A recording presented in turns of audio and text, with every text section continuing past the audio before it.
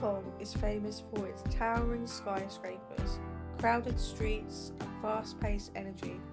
But just a short journey from the heart of the city lies a completely different world. Today we're heading to Aberdeen Harbour, home to one of Hong Kong's last remaining floating villages. We'll explore this unique seaside community, discover how life on the water has shaped generations of residents, and of course, sample some incredible local food along the way. So today we are spending the day in Aberdeen in Hong Kong.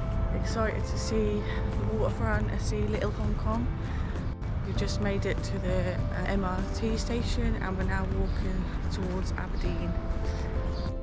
So just for a little bit of context, Aberdeen is located on the southern coast of Hong Kong Island. It's a historic harbour district best known for its fishing heritage and known to the locals as Little Hong Kong.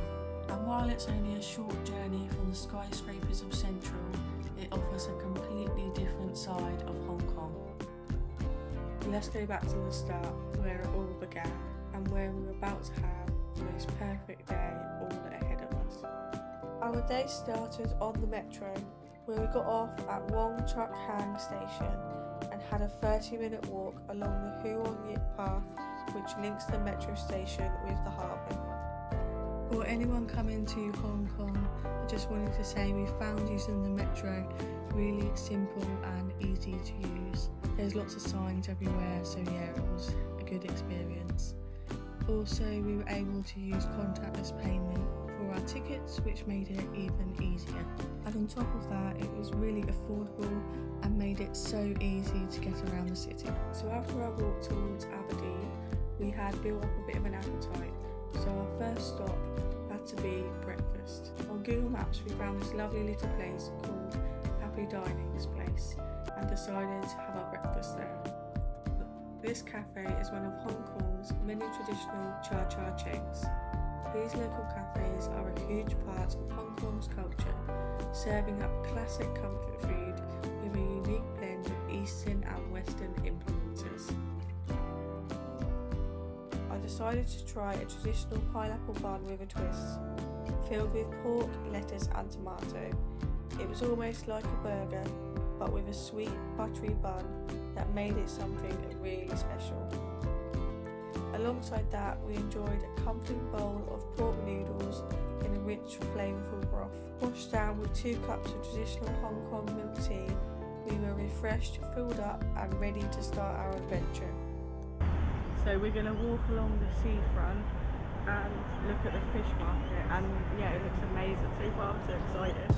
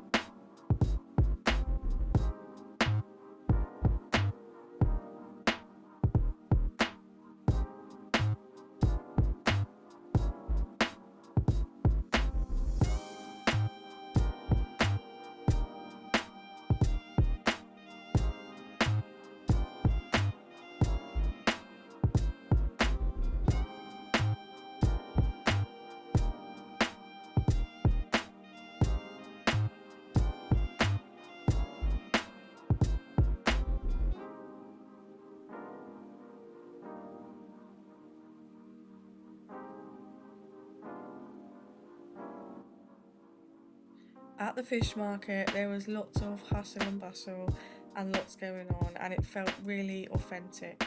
There's also a wholesale fish market which you can't go into, but it just shows what a good fishing industry Aberdeen Harbour does have.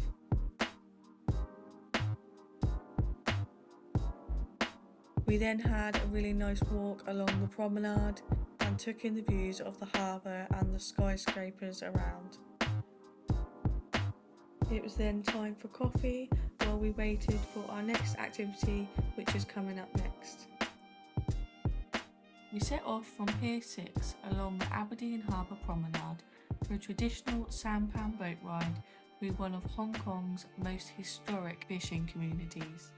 Aberdeen Harbour has a long maritime history and was once home to thousands of fishing families who lived and worked on the boats. While modern Hong Kong has grown around it, the harbour still offers a glimpse into this unique way of life and its rich cultural heritage. The sampan boat ride itself was very relaxing. Cruising slowly across the water gave us a completely different perspective of the harbour, away from the busy streets and skyscrapers. It was fascinating to see the mix of traditional fishing boats, floating homes and modern developments, all sharing the same waterfront.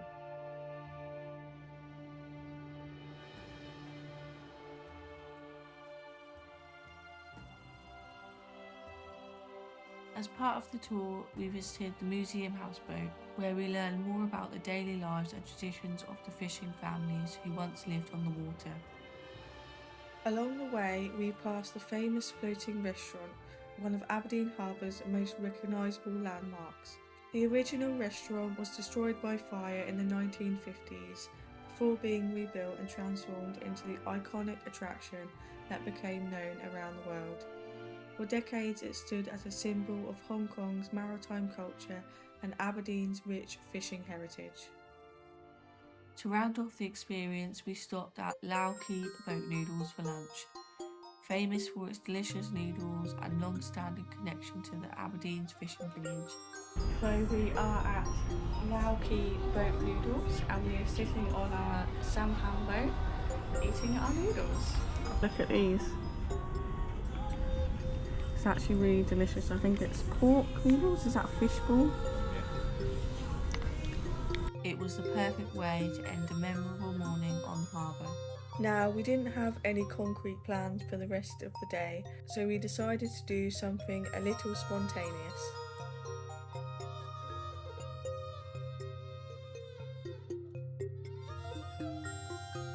We decided to hop on a boat to explore somewhere new.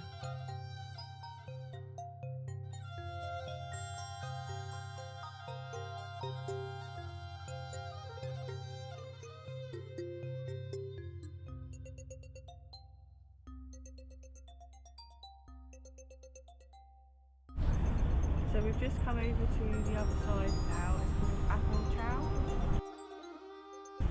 Aberdeen Harbour is just over the other side there. We've got the boat to come over, which is $3 Hong Kong, which is about 30 pence. Apple Chow is a small island opposite Aberdeen Harbour in Hong Kong. It is one of the world's most densely populated islands. It has around 79,000 residents packed into just 1.3 kilometre squared, making it one of the densest islands on Earth. So we decided to have a walk around the main street and the promenade to explore this area that afternoon.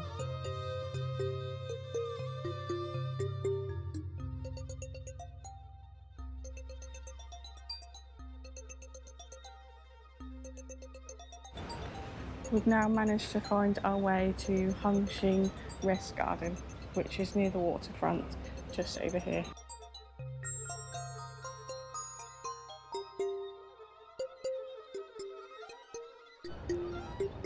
So we are now about to walk up here.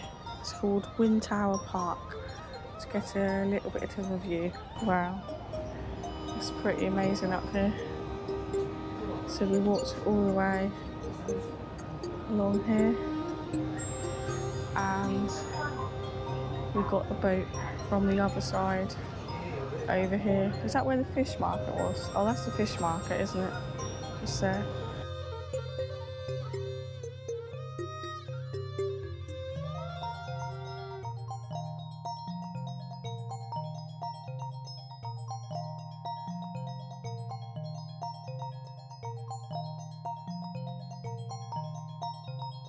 If you're looking to escape the hustle and bustle of Hong Kong, Aberdeen Harbour and Apple Chow are well worth a visit.